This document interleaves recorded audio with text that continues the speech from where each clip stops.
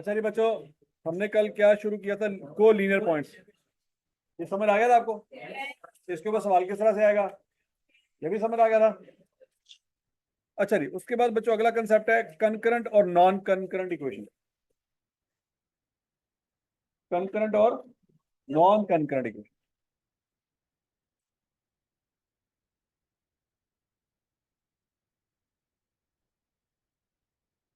Concurrent equations वो होती हैं कि जब तीन या तीन से ज्यादा इक्वेशन एक दूसरे को क्रॉस करें तो एक ही पॉइंट पे क्रॉस करें। किस पे क्रॉस करें? देखो, दो इक्वेशन तो आपस में कभी ना कभी क्रॉस करेंगे ना, तो वो तो एक ही पॉइंट होगा। तो ये तो कोई कमाल नहीं है। कमाल कब होगा? कि जब तीसरी भी यहां से गुजरे। तो समझ आ गई? तो उसको फिर क्या कहेंगे? वो कंकरंट इक्वेशन है। फॉर एग्जांपल बच्चों, यहाँ पे तीन इक्वेशन है जी। अब जरा देखो, एक इक्वेशन ए है, एक इक्वेशन बी है और एक इक्वेशन सी है। ये तीनों इक्वेशन एक दूसरे को कहां पे क्रॉस कर रही हैं? अच्छा, अब अगर आपको बच्चों तीन इक्वेशन दी जाएं और आपसे पूछा जब बताओ ये कंकरंट है कि नहीं है, कैसे फाइंड आउट करें? लो फाइंड करेंगे। हाँ,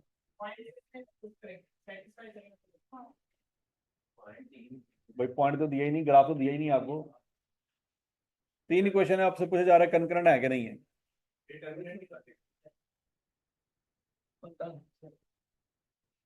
सोचो सोचो सोचो सोचो।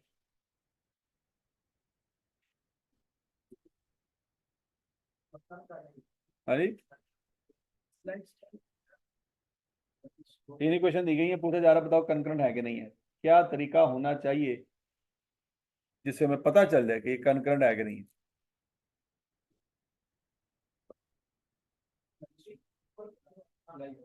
है? हैं? स्लोप? आपको लगता है कि तीनों की स्लोप सेम होगी? सोचो जरा।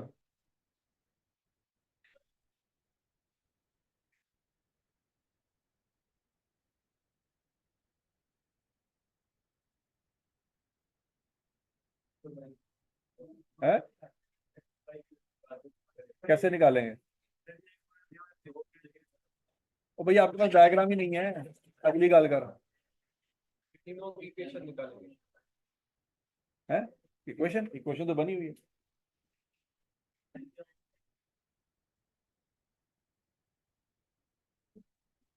और बड़े बड़े इंजीनियर यहाँ पे बैठे हैं, मेडिकल वालों से तो गिला ही नहीं है। अच्छा, और कुछ? ये तो बहुत ही को पढ़ी लिखी बात कर दी है। ये तो किसी ने भी समझ नहीं आनी। हाँ जी, तो कुछ तो सोच लो। कल पढ़ाया भी आपको मैंने। Very good. फिर सॉल्व कर लिया, फिर? अच्छा, वो भी कर लिया, फिर पता क्या लगेगा इससे? तीनों सॉल्व होगी आगे। कैसे पता लगेगा कंकरंट है कि नॉन कंकरंट है?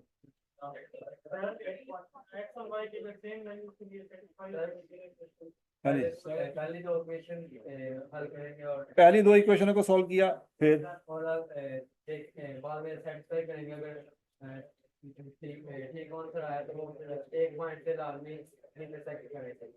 अच्छा ठीक है, आगे फिर? तीसरी के साथ इन दोनों में से किसी एक को करेंगे, दूसरी और तीसरी कर लिया, फिर? इनका भी अगर सेटिस्फाई हो गया, अगर इसका मतलब ये भी इंटरसेक्ट कर रहे हैं। इंटरसेक्ट तो डेफिनेटली बात कर रही है, रहे होंगे। तो पता कैसे लगेगा? देखो, ये नॉन करंट भी तो इंटरसेक्ट कर रहे हैं कि नहीं कर रहे? क्या नॉन कंकरंट इंटरसेक्ट नहीं कर रहे पॉइंट आपस में? क्या लाइनें क्रॉस नहीं कर रही? कर रही हैं। पता कैसे लगेगा कि ये नॉन कंकरंट है कि कंकरंट है? जिनमें सर एक पॉइंट का पॉइंट ऑफ इंटरसेक्ट 6 का हमारे होना चाहिए। हाँ, क्या होना चाहिए? 6 का पॉइंट ऑफ इंटरसेक्ट, तीनों का पॉइंट ऑफ इंटरसेक्शन क्या होना चाहिए? 6 का 6? सेम ही होना चाहिए। क्या होना चाहिए? सेम होना। सिंपल पॉइंट ये। पहली और दूसरी को सॉल्व करें, जो आंसर आए वही आंसर दूसरी और तीसरी का आना चाहिए, बस इतनी सी बात। क्यों बोला? कल मैंने आपको पढ़ाया था कि ये वहाद पॉइंट है जो इन दोनों इक्वेशन में क्या है, कॉमन। तो इसका मतलब ये हुआ कि आप पहली और दूसरी को सॉल्व करेंगे, पॉइंट आएगा वो कॉमन होगा दोनों का। फिर दूसरी और तीसरी को सॉल्व करें, वो पॉइंट भी क्या होना चाहिए, कॉमन, और वो पहले वाले पॉइंट से क्या होना चाहिए, मैच होना चाहिए। मतलब इन दोनों इक्वेशन को सॉल्व करेंगे, आंसर आएगा 6 और 8। लेकिन दूसरी और तीसरी को सॉल्व करेंगे, उसका आंसर भी क्या आएगा, 6 और 8। और अगर आप पहली और तीसरी को भी सॉल्व कर लें, तब भी आंसर क्या आएगा, 6 और 8 ही आएगा। तो यहां से क्या पता चलेगा, ये कॉन्करेंट। और समझ आ गई बात है, ये बात हो रही है। तो नॉन कॉन्करेंट का कैसे पता चलेगा? हाँ जी। अब आपके सामने बचे 3 इक्वेशन है, ए बी सी। अगर ए और बी को सॉल्व करें तो कौन सा पॉइंट आएगा, 6 और 8। शाबाश। और पहले सज्जे वाली गाल कर खब्बे वाली बना जाते, तो इसमें 6 और 8 कहाँ लिखा है? कितने 6 और 8 नजर नहीं आ रहा मुझे।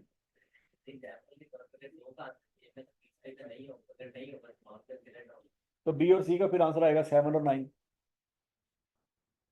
पहले तो मे भी नहीं ना लाया, पहले वाले तो मे भी ला। पहले तो कॉन्फिडेंस है कि 6 से 8 ही आना, जो मर्जी कर लो। हाँ भाई, नॉन कॉन्करेंट का कैसे पता चलेगा बताएं?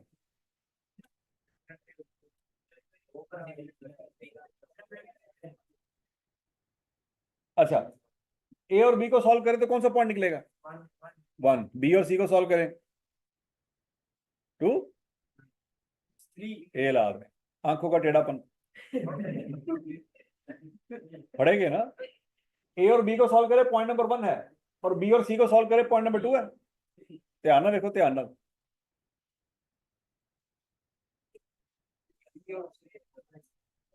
बोलो बोलो बोलो बोलो। बी और सी को सॉल्व करें, पॉइंट नंबर कौन सा है, 1 और 3।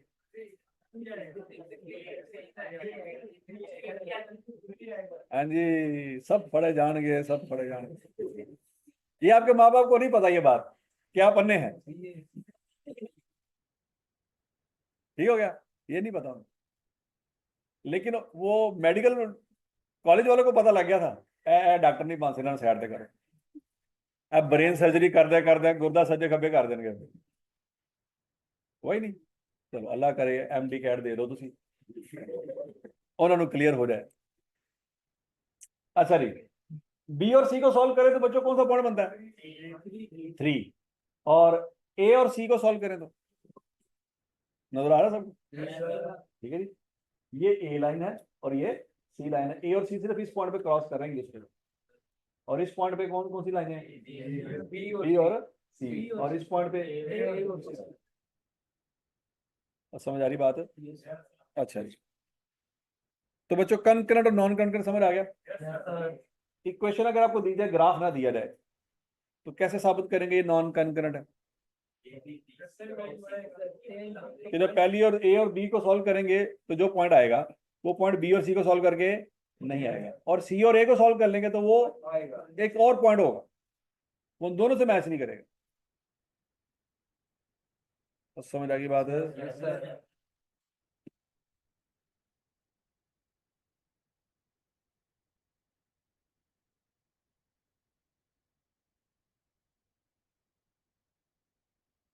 अच्छा जी बच्चों, आज हमने पढ़ना है जी ब्रेक इवन पॉइंट। लिखे जरा शाबाश, ब्रेक इवन पॉइंट की डेफिनेशन लिखें। It is a level of production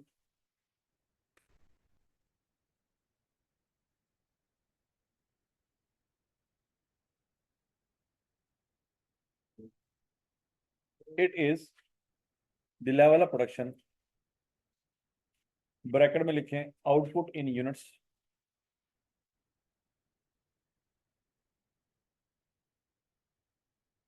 it is the level of production, या ब्रैकेट में लिखें output in units of A business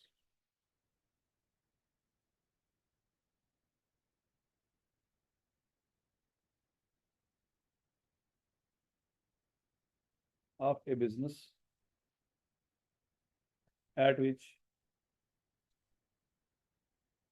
there is no profit, no loss.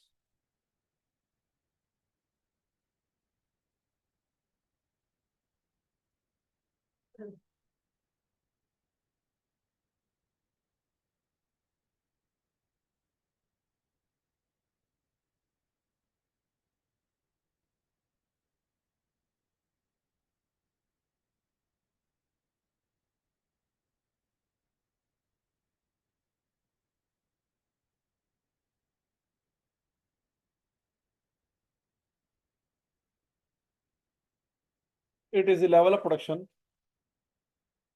output in units of a business at which there is no profit, no loss. लिख लिया सबने? अच्छा, तो बच्चों profit का फार्मूला आपने अकाउंटिंग में पढ़ लिया होगा, तो पढ़ा क्या है? कितनी क्लासेस हो गई हैं? 7-8 क्लास हो गई हैं थोड़ियां, तो ये तो डेबिट कार्ड ही चल रहा है, तो प्रॉफिट की गल ही कोई नहीं हुई। मतलब तुसी एडे नैले हो कि सर इधर प्रॉफिट तक ही नहीं पहुंचे, सर स्लो पढ़ा रहे हैं। तो सर ने बच्चों ने देखना ना कि मैं कितना स्पीड ना पढ़ावा, ये हिसाब तो मैं भी स्लो हाँ, हजे तक पहला चैप्टर नहीं मुकंदा साड़ा। वाह, तो स्पेलिंग का मसला है?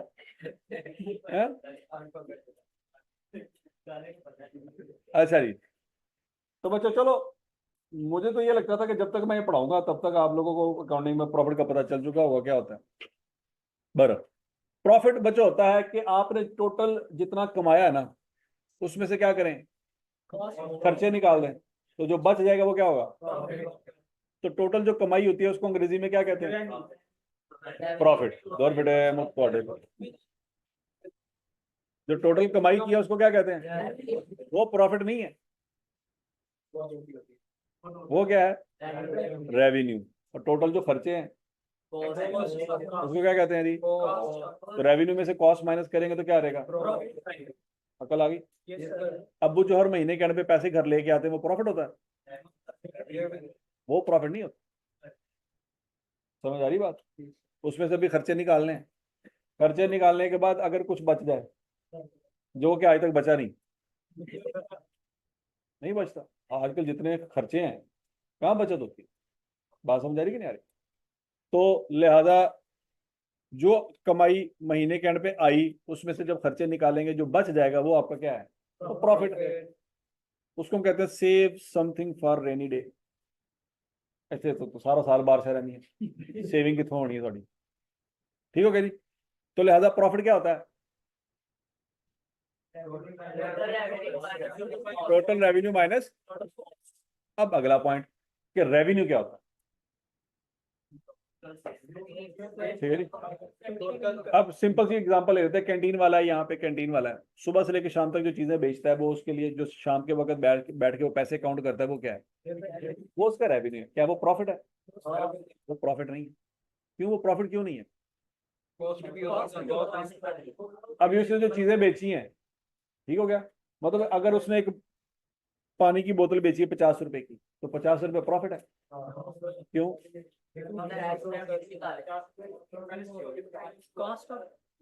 वो बोतल से अगले दिन दोबारा परचेज करनी है तो पैसे लगाएगा, बोतल लेके आएगा, फिर वो बेचेगा। दैट मीन्स सारे का सारा 50 रुपया उसका प्रॉफिट नहीं है। क्या बोतल मुफ्त लेके आया था? नहीं। अगर तो बोतल मुफ्त लेके आया है और 50 रुपए की बेच रहा है, फिर हम क्या कहेंगे? ये सारे का सारा प्रॉफिट है। नहीं बात समझ लगी? मतलब बोतलें छप्पड़ से भर के ले आए और आपको यहाँ पे 50-50 रुपए की बेचते, फिर तो हम कहेंगे भाई जान सारा ही किए, प्रॉफिट ही प्रॉफिट, अन्य प्रॉफिट है। वो बात समझ लगी कि नहीं लगी? तो लेकिन जब वो बोतल आपको बेच रहा है 50 रुपए की, तो वो कहीं से परचेज भी कर रहा होगा, तो वहां पे वो पेमेंट भी कर रहा होगा, तो फिर 50 सारे का सारा उसका प्रॉफिट है नहीं है। फर्ज करो वहां से बोतल लेता है 40 की, और आपको कितने की बेच रहा है, 50 की, तो उसका प्रॉफिट कितना है, हजम शुद्ध। अच्छा, तो अब पॉइंट ये है कि शाम के वक्त बैठ के वो काउंट कर रहा है और उसने काउंट करके देखा 5,000 रुपया आया है सारा दिन की चीजें बेच बेच के। तो वो जो 5,000 रुपया वो क्या है, वो रेवेन्यू। अब वो रेवेन्यू उसने कैसे निकाला, कॉस्ट को माइनस करके कॉस्ट को भी पता ही नहीं है।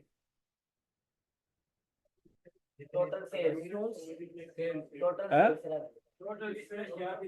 वो देखेगा कि सुबह से लेकर शाम तक उसने कितने यूनिट बेचे और एक यूनिट कितने का था। फॉर एग्जाम्पल उसने 20 समोसे बेचे, कितने समोसे बेचे, एक समोसा 30 रुपए का। तो शाम के वक्त उसकी जेब में कितने पैसे नहीं चाहिए, 600। तो ये 600 कैसे बना, ये 600 कैसे बना, किसी को किसी से डिवाइड किया है, जमा किया है, अंडर रूट लिया है, डेरिवेटिव लिया है, क्या किया है, मल्टीप्लाई। ये बात समझ आ रही है कि मल्टीप्लाई क्यों किया है? क्या ठीक हो गया नहीं। कारोबारी बंदे मुझे क्लास में नजर आना शुरू हो गए हैं कि ये कारोबार करेंगे, ये हमें आपस में क्लास एक दो जना कारोबार कर रहे हो, हफ्ते बाद पता लगे जी कड़ी बेच रहा है, कोई मोबाइल बेच रहा है, कोई लैपटॉप बेच रहा है, कोई लिपस्टिक बेच रहा है। ठीक हो गया जी। कारोबार जो है ना, बस ये कारोबार बेसिकली बंदे कुछ ना कुछ नजर आ जाते हैं कि कारोबारी बंदे हैं। अच्छा जी, रेवेन्यू कैसे निकलेगा बच्चों, दो चीजों का प्रोडक्ट है, सेल प्राइस इंटू यूनिट। मतलब फॉर एग्जाम्पल उसने दिन में 70 बोतलें बेची है पानी की, एक बोतल 50 रुपए की, तो शाम के वक्त उसकी जेब में कितने पैसे होंगे, 3500। ये 3500 कैसे बना,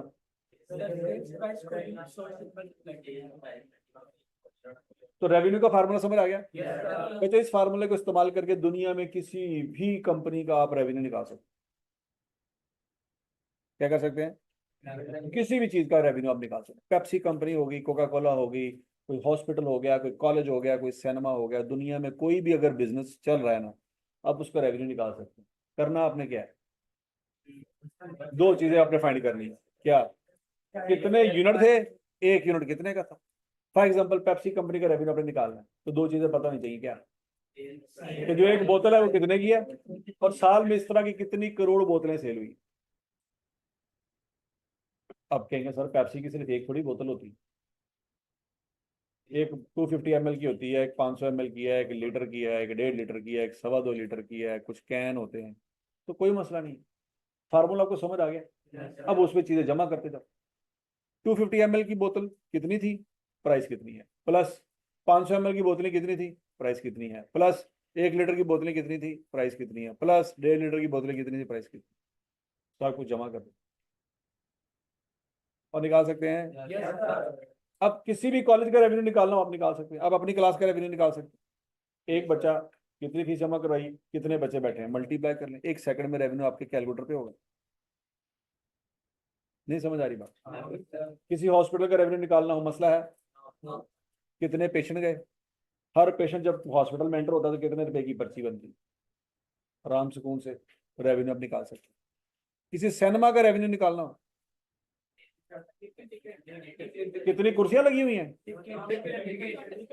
कितने टिकट सेल हुए, और एक टिकट कितने की है, और रेवेन्यू निकल सकता है कि नहीं निकल सकता। तो रेवेन्यू दुनिया में किसी भी इदारे का आप निकाल सकते। हजम शुद्ध। हम घर जाके कितने पापा का रेवेन्यू ना काट दो वो, कि पापा आपने पूरी जिंदगी मामा से झूठ बोला था, हमने निकाला रेवेन्यू, इतने करोड़ का बनते हैं आज तक आपके, समझ लगी है। पता थोड़ी वजह तो घर च लड़ाई पई हो। अच्छा जी, अब रेवेन्यू तो साइड पे हो गया, रेवेन्यू सबको समझ आ गया। अब अगला पॉइंट है कॉस्ट, खर्चे। खर्चे बच्चों दो तरह के होते हैं। खर्चे कितनी तरह के होते हैं, एक वो खर्चे हैं कि कुछ करे ना करे खर्चा पड़ना ही पड़ना है, कुछ करें या ना करें खर्चा पड़ना ही पड़ना, उसको कहते हैं फिक्स कॉस्ट। उसको क्या कहते हैं, और एक वो खर्चे होते हैं बच्चों के कुछ करेंगे तो खर्चा पड़ जाएगा, नहीं करेंगे तो खर्चा नहीं पड़ेगा। फॉर एग्जाम्पल ये क्लास चल रही है तो AC चल रहे हैं, क्लास जब खत्म हो जाएगी तो AC तभी चल रहे होंगे। तो बंद हो जाएंगे। तो ये जो एसीओ का खर्चा है ये वेरिएबल कॉस्ट, लेकिन अगर बिल्डिंग रेंट पे है तो क्लास हो या ना हो रेंट देना पड़ेगा। ये कौन सी कॉस्ट है?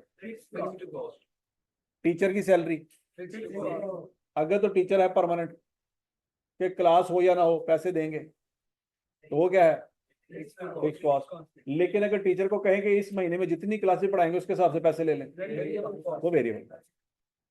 तो टीचर की सैलरी दो तरह की होती है, पॉइंट समझ आ गया? कुछ परमानेंट मेंबर होते हैं और कुछ विजिटिंग फैकल्टी में मेंबर होते हैं। हजम शुद्ध। अच्छा जी, सिक्योरिटी गार्ड की सैलरी फिक्स्ड है, क्यों? क्लास हो या ना हो वो इधर ही होगा।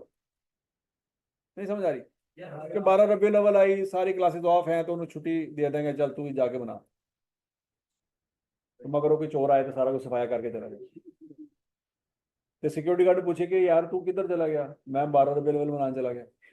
तो चोर इतने मनाता रह गया। ओके, मेरा हक नहीं बनता मैं भी कुछ इकट्ठा करा तो अपने वास्ते। नहीं बात समझ लगी? चोर भी तो अल्लाह की मखलूक है, उसका भी तो हक बनता है कि नहीं बनता? कि मोटर चुक के ला रहे, वो फ्रिज चुक के ला रहे, पेप्सी की बोतलें भी चुक के ला रहे, वो वैसे भी यहूदी साजिश है। पेप्सी की बोतलें तो वैसे ही यहूदियों की है, वो तो चोर का हक बनता है। ऐसे ही है ना? एसी उसी ला के ला रहे, कह रहे इस कौम को भी गर्मी में रहने की आदत होनी चाहिए। मेरे घर एसी लगा, कोई नहीं, एसियां च बैठे। नहीं बात समझ आ रही? ठीक है जी। तो सिक्योरिटी गार्ड की सैलरी फिर कौन सी होगी?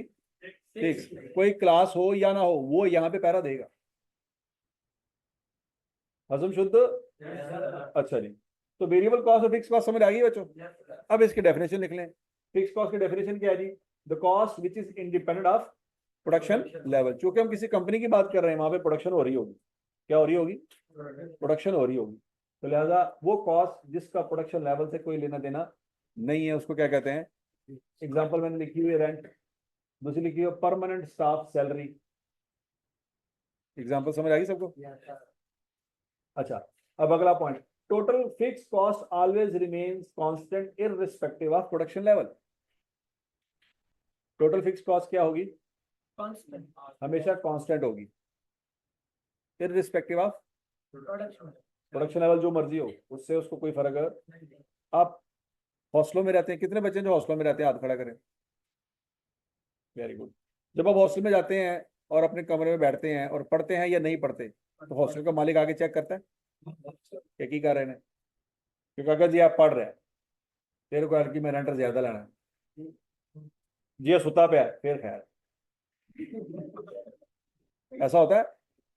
आते जाते चेक कर रहा हो कि भाईजान चावल खा रहे हो कि रोटी खा रहे हो, की खा रहे हो, दसो मैनू भी खवाओ। इंटरफेयर करता है आपके मामला में? नहीं करता। अच्छा, आप पूरे महीने के लिए ताला लगा के घर चले जाएं, तो चूंकि आप कमरे में रहे ही नहीं तो रेंट नहीं देंगे आप? देंगे ना। इसका क्या मतलब है? आप 24 घंटे पूरा महीना हॉस्टल के कमरे में बैठे रहे, तो चूंकि इस महीने आपने हॉस्टल का कमरा सबसे ज्यादा इस्तेमाल किया है, कमरे से निकले ही नहीं, तो क्या हॉस्टल का मालिक कहेगा भाईजान तू साल का किराया देना है यार की?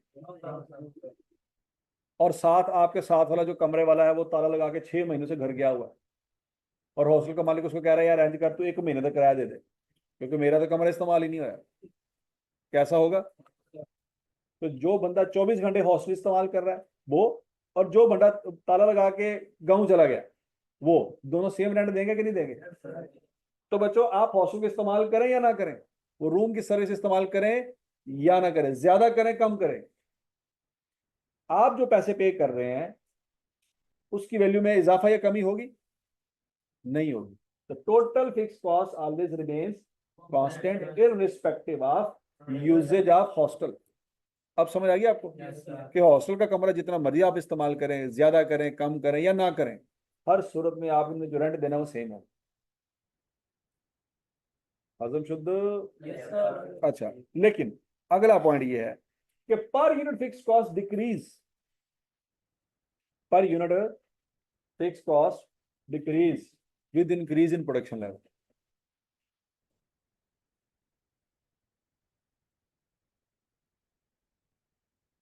Per unit fix cost decrease with increase in production level.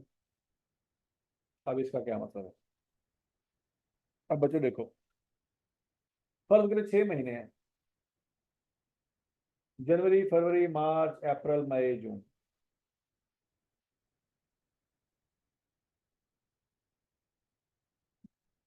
इन 6 के 6 महीनों में आपने जो रेंट पे किया वो सेम है। कौन कौन सा? 10,000 10,000 10,000 10,000। समझ आ गई बात? फर्ज करिए आपने फैक्ट्री का रेंट पे किया 10,000 10,000। जनवरी के महीने में आपने सिर्फ एक यूनिट बनाया। कितने यूनिट बनाए? एक। फरवरी में आपने 10 बनाए। मार्च में आपने कितने यूनिट बनाए? 100। अप्रैल में, मई में और जून में 10। यहां तक की बात में लगी। टोटल रेंट हर महीने का क्या है?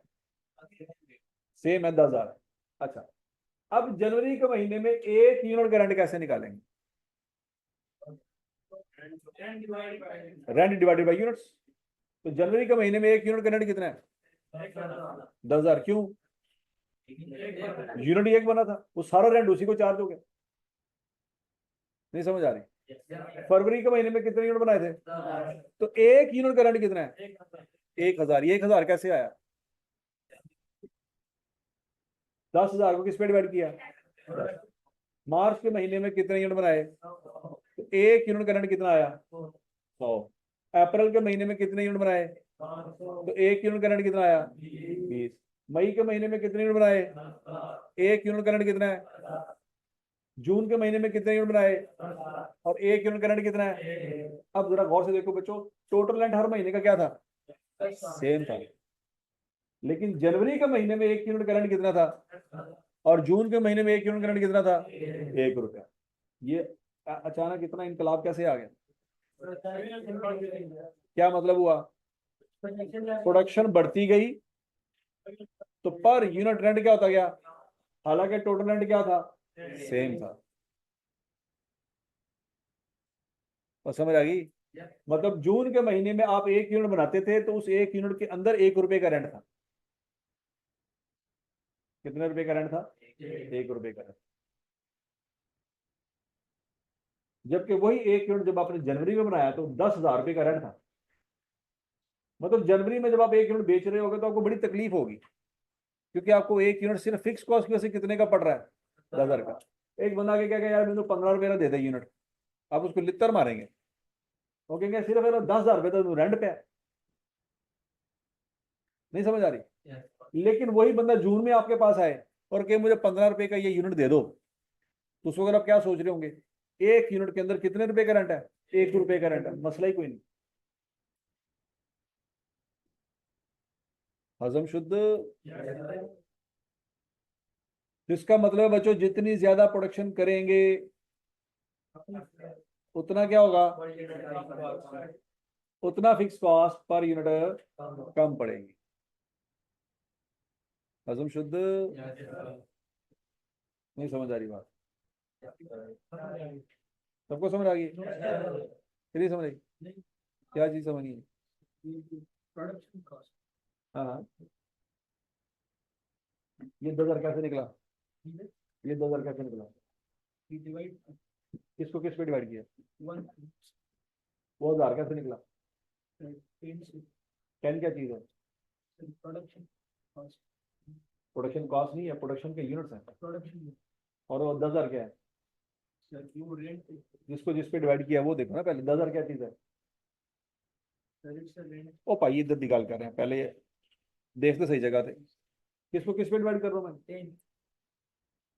10 क्या है? ऊपर क्या है? क्या है ऊपर? ये क्या चीज है? नीचे क्या है? यूनिट्स। कितने यूनिट बनाए हमने? 10। अच्छा, 10,000 को 10 पे डिवाइड करेंगे, आंसर क्या आएगा? ये 1,000 का मतलब क्या है? कि एक यूनिट बनाएंगे तो उसके अंदर कितना रेंट है। ठीक हो गया? अब ये जैसे जैसे डिनोमिनेटर बढ़ता जाएगा आंसर हमारा कम होता जाएगा। यही पॉइंट है, प्रोडक्शन बढ़ाते जाएंगे तो आंसर कम आता जाएगा। और क्लियर सबको? अच्छा, अब आगे देखें बच्चों। इसको हम इसमें कर सकते हैं, अगर हम ये वाला चार्ट जो आंसर करते हैं प्रोडक्ट डेफिनेशन को अगर हम देखें तो हम ये कह सकते हैं कि अगर हम मार्केट में जाते हैं कोई भी प्रोडक्ट खरीदने जाते हैं तो हमें कहते हैं कि अपनी क्वालिटी बढ़ाई जाओ और इसकी प्राइस नीचे आती रहती है, यानी कि प्रोडक्शन लेवल इंक्रीज करते जाओ, इसकी जो प्राइस है वो डिक्रीज होती जाएगी, ऐसे कह सकते हैं। बिल्कुल ऐसे कहना नहीं है, ऐसा हो रहा है। ऐसा हो रहा है चाइना का माल सबसे सस्ता क्यों है? क्योंकि इसकी कॉमन सेंस आपके सामने ऐसा हो रहा है। चाइना का माल सारी दुनिया में क्यों जा रहा है? वो इतनी ज्यादा प्रोडक्शन कर देते हैं, इतनी ज्यादा प्रोडक्शन कर लेते हैं कि पर यूनिट कॉस्ट उनकी क्या होती है? सबसे कम होती है। तो उनको सस्ता बेचने में कोई मसला इम्पोर्ट एक्सपोर्ट हम कोई भी चीज मंगवाते हैं बाहर से, उसमें ड्यूटी टैक्स वगैरह लगते हैं, वो भी ऐसी है। नहीं नहीं, अभी तो सिर्फ प्रोडक्शन की बात हो रही है। प्रोडक्शन के बाद वाले मसले ज्यादा है। कुछ मसले आपके कंट्रोल में हैं, कुछ आपके कंट्रोल में नहीं है।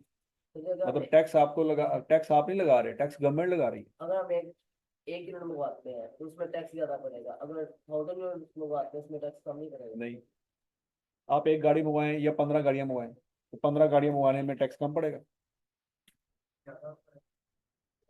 भाई कस्टमर वालों को क्या लगे, आपने एक गाड़ी मंगाई है 15 मंगाई है, उसने कहा हर गाड़ी का हिसाब लगा। लेकिन वो अमेजोन में कह रहे हैं, अलीबाबा में कहते हैं क्वांटिटी बढ़ाओ आपको रेट कम मिलेगा, क्या मिलेगा? क्वांटिटी चीज के बढ़ाओ। देखो, कुछ चीजों को मिक्स ना करो अल्लाह के बंदे। तुम एक तरफ टैक्स की बात कर रहे हो, एक तरफ अमेजोन की बात कर रहे हो। अमेजोन टैक्स डिपार्टमेंट नहीं है, ऐसी है। अमेजोन में कौन लोग बैठे हुए हैं? सप्लायर। सप्लायर टैक्स डिपार्टमेंट में नहीं बैठा हुआ। टैक्स लगाना है गवर्नमेंट ने। अमेजोन पे जो आप प्राइस दे रहे हो वो सप्लायर को दे जिसने चीज बनाई है। वो कहेगा मुझसे ज्यादा चीजें लोगे तो क्या करूंगा, सस्ती दूंगा चीज। यही बात है। वो टैक्स वाले तो बाद में आते हैं ना। ठीक है, टैक्स गवर्नमेंट ले रही होती है, सप्लायर थोड़ी ले रहा होता। समझ आ गई बात? हाँ भाई, और बोलो तो सही, यहाँ से समझ आ गई? अच्छा, अब वेरिएबल कॉस्ट की तरफ चलते हैं बच्चों।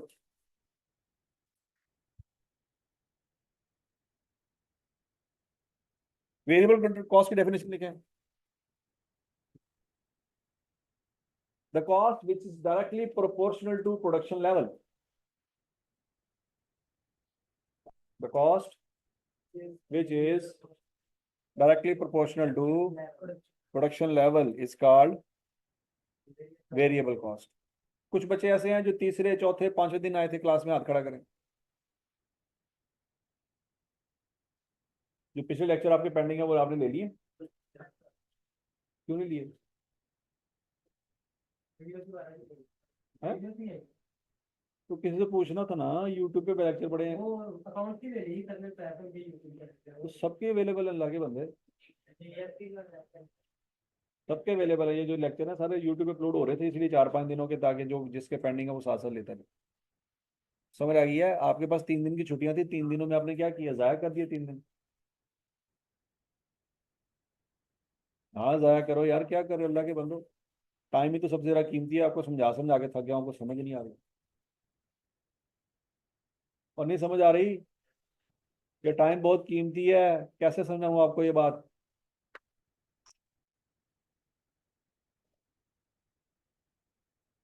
अच्छा जी, अब बच्चों जरा देखो, वो कॉस्ट जो प्रोडक्शन लेवल के बढ़ने से बढ़ जाए और कम होने से कम हो जाए, उसको क्या कहते हैं? Variable cost.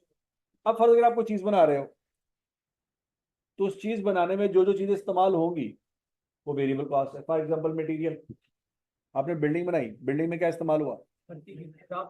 आवाज नहीं आई। 5 मरले की बिल्डिंग बनाई और 1 कनाल की बिल्डिंग बनाई, तो दोनों पे खर्चा सेम आएगा? खर्चा बढ़ गया। खर्चा क्यों बढ़ गया? मटेरियल बढ़ गया ना। ठीक है, ईंटें 5 मरले में कम लगेंगी और 1 कनाल में ज्यादा लगेगी। तो वो कॉस्ट जो प्रोडक्शन के बढ़ाने से बढ़ जाए उसको क्या कहते हैं? Variable cost. तो मटेरियल ज्यादा लगेगा कि नहीं लगेगा? मजदूरी ज्यादा लगेगी, बिजली ज्यादा इस्तेमाल होगी। और अगर बिजली नहीं है तो जनरेटर चलाएंगे, तो जनरेटर चलाएंगे तो क्या होगा? फ्यूल इस्तेमाल होगा। नहीं समझ आ रही? ठीक है, तो वो कॉस्ट जिसमें प्रोडक्शन अगर बढ़ जाए तो मेरे जो कॉस्ट भी अगर बढ़ जाए तो इसका मतलब है क्या है? कौन सी कॉस्ट है वो? Variable cost. अब आगे एग्जांपल लेते हैं। फर्स्ट करो बच्चों, आप गए बिस्किट लेने मार्केट में, तो गाला का नाम सुना है कि नहीं सुना?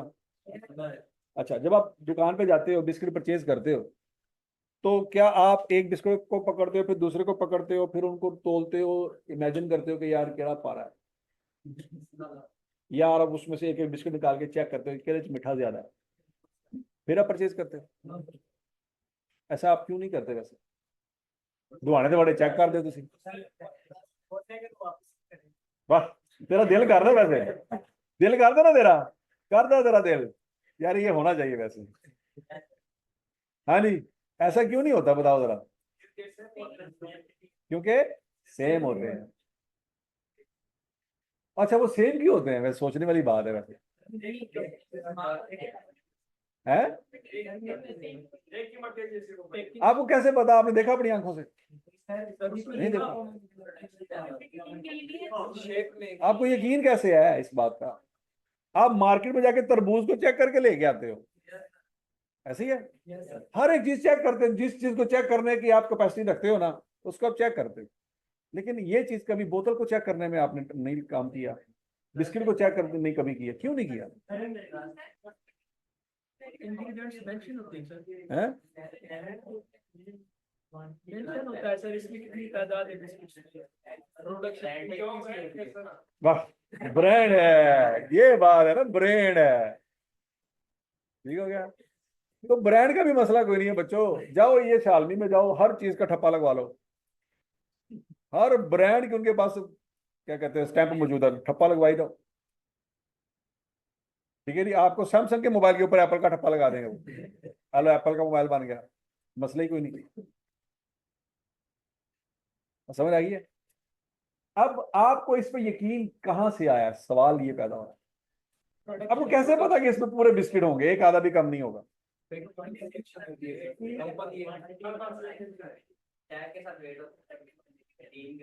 और अब मजे की बात है, आज तक आपने वेट भी नहीं देखा उसके ऊपर लिखा है कि नहीं लिखा? नहीं देखा आपने, आज तक नहीं देखा? आपको पता नहीं है कि जब 50 रुपए बिस्किट लाए कितने ग्राम का है? नहीं पता, नहीं देखा, लेकिन ले लेते हैं। क्यों? ऐसा क्यों हुआ?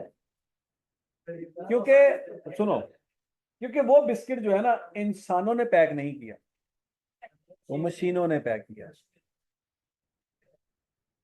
बात समझिए, जहां जहां पे भी इंसानों की इन्वॉल्वमेंट है, आपको वहां वहां पे शक है। जहां पे इंसानों की इन्वॉल्वमेंट नहीं है, वहां पे शक नहीं। दूध परचेज करने जाते हो, शक है कि नहीं? पता नहीं की पीन लगे हैं, ऐसी है? फल लेने जाते हो, शक है कि नहीं है? शक है, हालांकि दूध गाय ने दिया या भैंस ने दिया, लेकिन शक है, क्योंकि बीच में इंसान इन्वॉल्व हुआ है। वो फल जो आप खा रहे हो, वो अल्लाह ताला ने जमीन से उगाए, अल्लाह ताला पे शक कोई नहीं किसी को। वो जिसने तोड़ के आप तक पहुंचाए, शक उस पे है कि वो क्या कर रहा है, पता नहीं उसने गटर के पानी से धोए थे या कौन से पानी से धोए थे। मतलब हम कहते हैं कि यार हर चीज में मिलावट है, फलों में तो नहीं होगी, लेकिन ये भी नहीं ना पता फल किस पानी से धोए हैं उसने। ये लड़कियों को गजरे लेने का बड़ा शौक होता है, कभी उन्होंने देखा कि ये गजरे गीले कैसे होते हैं? ठंड पहले अगर आप देख लें कि रात के 11 बजे एक बंदा गजरे बेच रहा है सड़क पे खड़ा होके, और वो गीले हैं, फ्रेश है। वो जो लड़का बेच रहा है वो मुंह में पानी डालता है, फिर गजरों पे फुहारे मारता है, फिर वो बेचता है लड़कियों को, लड़कियों वाह कितने फ्रेश। समझ आ रही कि नहीं आ रही? ठीक हो गया? अच्छा, आप जो पेप्सी की बोतल परचेज करते हैं या गोरमे की बोतल परचेज करते हैं या कोई भी बोतल परचेज करते हैं, आपने कभी एक बोतल को पकड़ के दूसरी बोतल से कंपेयर किया कि यार ये किसी ने कोट लाया? कभी कंपेयर किया आज तक? नहीं किया। क्यों नहीं किया? क्योंकि वो फीलिंग इंसान ने नहीं की। अगर तो फीलिंग इंसान ने की होती तो एक अदा कोट ला के उन्हें की थी नहीं कि पी लो यार, ओमे तो पेप्सी लभदी कोई नहीं, पियो। फिर से कहना था ए घट गई है, अब बाकी ज्यादा ने, तो बाकी जो भी कोट लाएगा उन्हें। समझ लगी कि नहीं लगी? तो जिस जिस चीज से, मतलब एक जमाना था हम कहते होते थे कि यार वो जो दूध ग्वाला आपको लेके जाता है ना वो पियो, ये जो डब्बे वाला दूध ना, ये इसमें केमिकल होते हैं। अब ये जमाना आ गया कि डब्बे वाले पे ज्यादा एतबार है। मतलब कोई बंदा कहेगा कि हमारे पीछे ही वो जो है वो लोग आंखों के सामने दूध निकालते हैं, वहां से हम परचेज करके लेके आते हैं, वो भी आपकी आंखों को धोखा दे रहे होते हैं, आपको नहीं पता कहाँ से वो पानी डाल रहे होते हैं। चलो आप ये भी दुआ मांग लो कि या अल्लाह पानी पान, यकीन तो इसका भी नहीं है कि वो पानी उन्होंने जो डाला है वो कौन सा है। मतलब जल्दी जल्दी में रास्ते में आ रहे थे, नाला गुजर रहा था और गए तो पालो पता नहीं कोई जाके कि पानी लबना कि नहीं लबना। नहीं बात सुन लगी। तो हालात कुछ ऐसे हैं कि भाई किसी को किसी पे एतबार नहीं है, कौन क्या कर रहा है।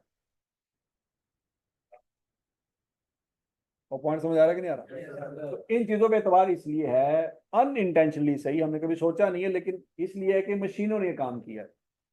तो मशीनों ने कभी इसमें अगर 20 बिस्किट है तो उसमें 19 नहीं रखे होंगे, 20 ही रखे होंगे। अगर ये काम इंसान कर रहा होता तो हो सकता है उसको 18 19 के बाद गिनती भूल जाती और कहता हाँ पूरे हो गए ना, जान दे, अभी जरा खाएगा तो बाद में देखेगा।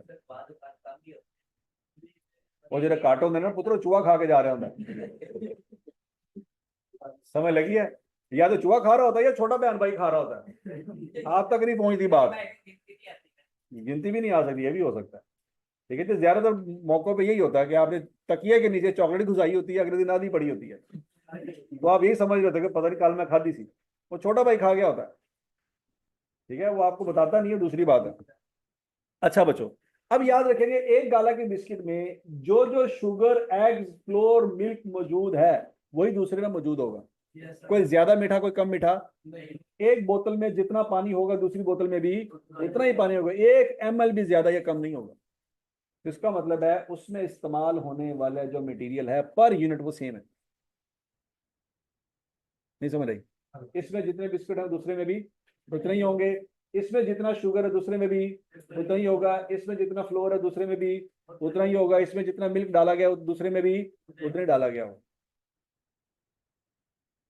बात लगी। कभी ऐसा हुआ हो कि आपने पेप्सी की बोतल पी हो, आपको ज्यादा कड़वी लगी हो या कम कड़वी लगी हो। तो अगर कभी लगी है तो वो असली पेप्सी नहीं थी, वो लोकल कहीं पे तैयार हुई होगी। वो बात समझ आ रही कि नहीं आ रही। अदरवाइज उसका स्टैंडर्ड क्या होता है, सेम होता है। पॉइंट समझ आ रहा है कि नहीं आ रहा। इसका मतलब है पर यूनिट कॉस्ट जो होगी वो क्या होगी, हमेशा सेम होगी, क्योंकि पर यूनिट जो खर्चा आ रहा है वो सेम है। लेकिन टोटल कॉस्ट क्या होगी, जितनी प्रोडक्शन करेंगे उतनी ज्यादा होगी। मतलब पहले साल में अगर किसी कंपनी ने सिर्फ एक बिस्किट बनाया था तो उसमें इस्तेमाल होने वाला मटेरियल के हिसाब से उतना खर्चा आएगा। लेकिन अगले साल उसने 2 यूनिट बनाए थे तो खर्चा डबल हो जाएगा। अगर 3 यूनिट बनाए थे तो खर्चा 3 गुना हो जाएगा।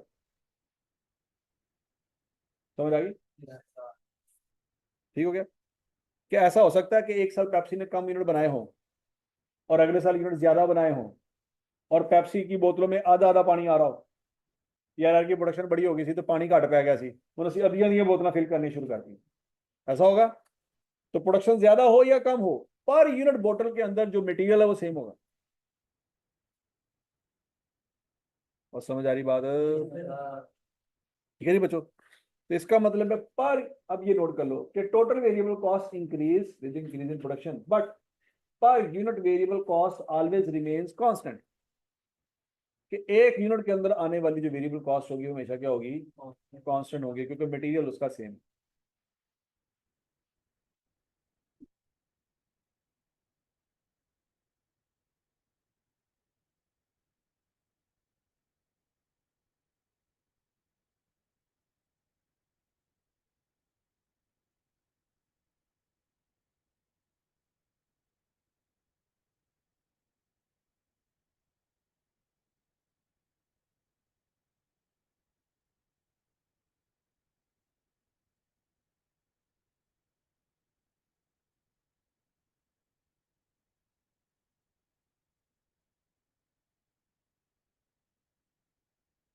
हाँ जी।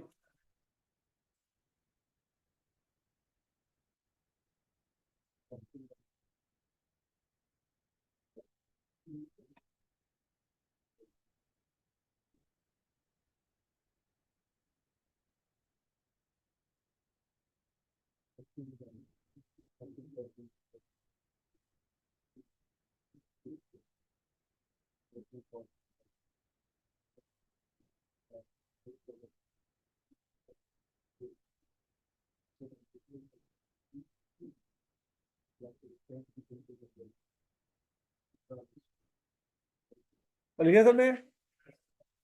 अच्छा जी बच्चों आगे देखें। फर्ज करें बच्चों, एक यूनिट को बनाने के ऊपर जो मटेरियल लगेगा वो 6 रुपए का लगेगा। कितने का लगेगा? तो जनवरी में कितने बनाए थे? एक।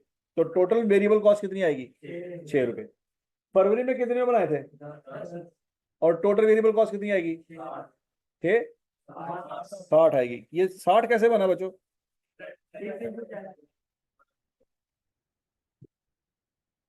समझ आ गई बात? अच्छा जी, मार्च में कितने बने थे? 100। तो टोटल वेरिएबल कॉस्ट 600 कैसे बना है? समझ आ गई? अप्रैल में कितने बनाए थे? 500। टोटल वेरिएबल कॉस्ट 3000 कैसे आई? मई में कितने बनाए थे? Total variable cost. जून में कितने बनाए थे? Total variable cost. तो प्रोडक्शन के बढ़ने से क्या हो रहा है बच्चों? आवाज नहीं आई। लेकिन पर यूनिट वेरिएबल कॉस्ट क्या है? चाहे प्रोडक्शन ज्यादा हो या कम हो, वे पर यूनिट वेरिएबल कॉस्ट 6 रुपए है। एक बोतल के अंदर जो मटेरियल है वो क्या है? सेम है, प्रोडक्शन जो मर्जी हो। नहीं समझ आ रही? क्लियर है बच्चों?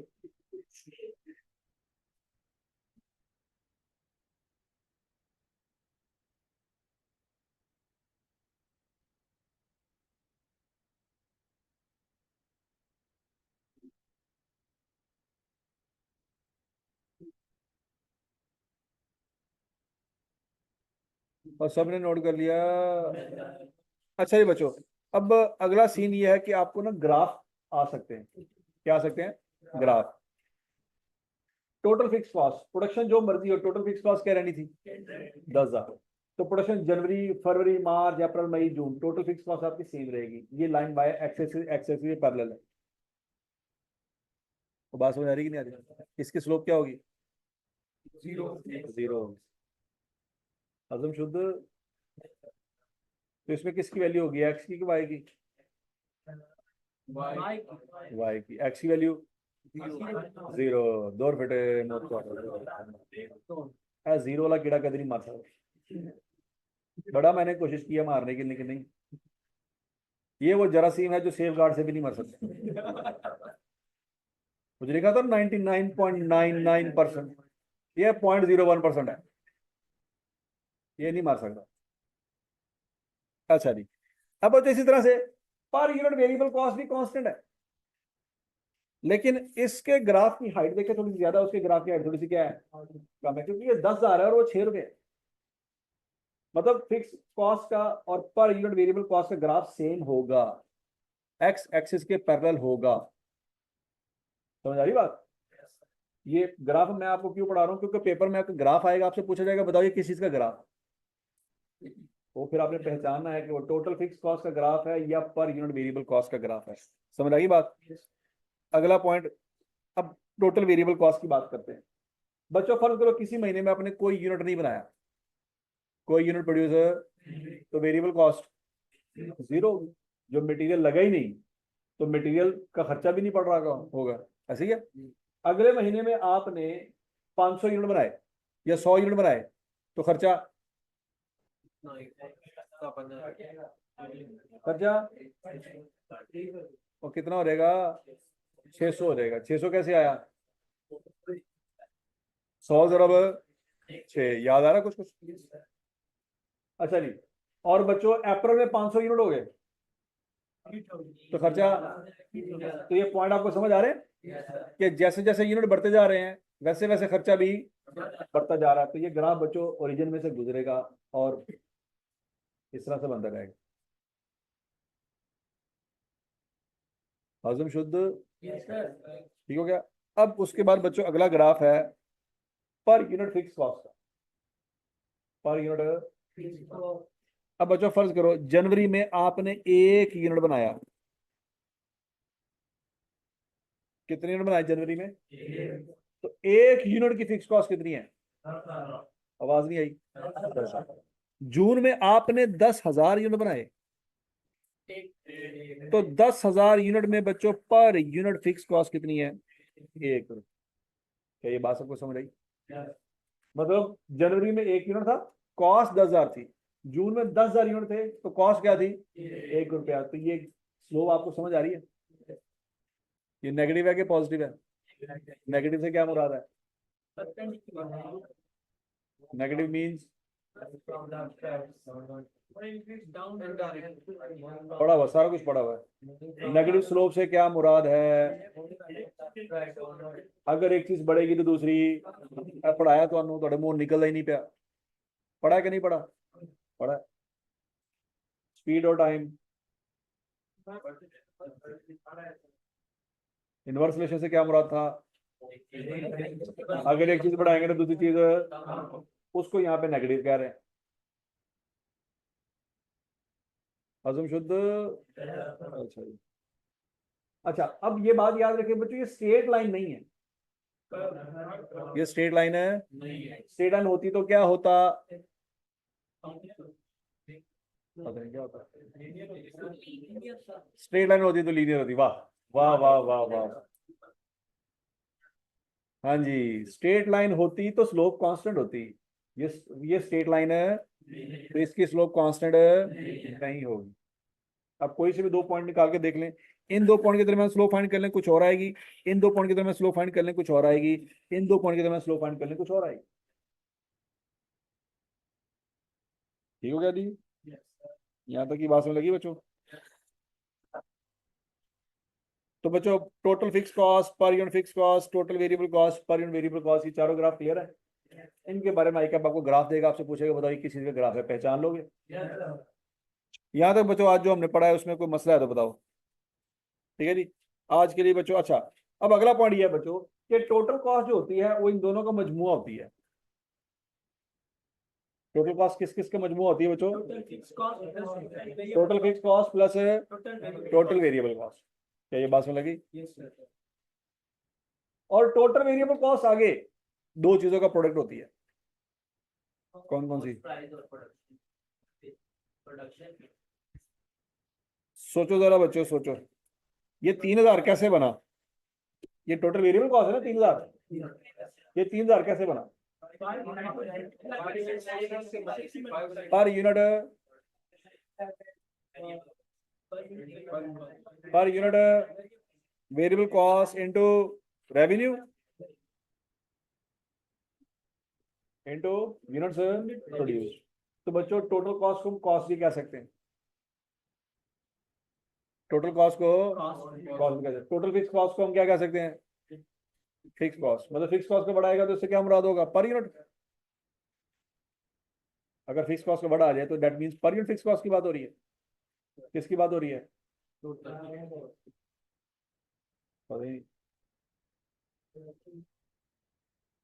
टोटल वेरिएबल कॉस्ट का फार्मूला क्या है?